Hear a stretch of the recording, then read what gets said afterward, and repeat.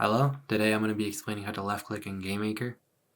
First things first is you're going to want to have an object where you're going to put in your code.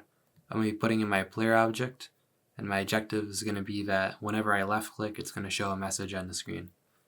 What I'm going to do is I want to make it so that it'll show a message not just when I click on the player object, but when I click anywhere on the screen.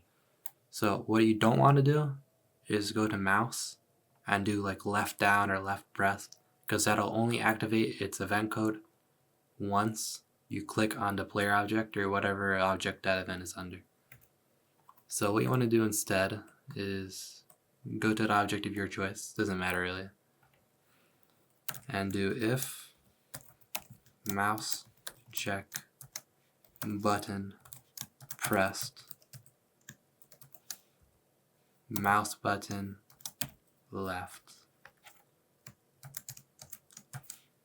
and that'll make it so if you click anywhere on the screen, it's going to run this code, which in my case will be show message hello.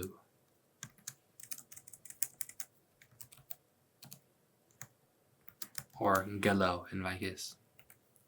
But it should just run right. And look at that, I didn't click on my player, but it still said hello.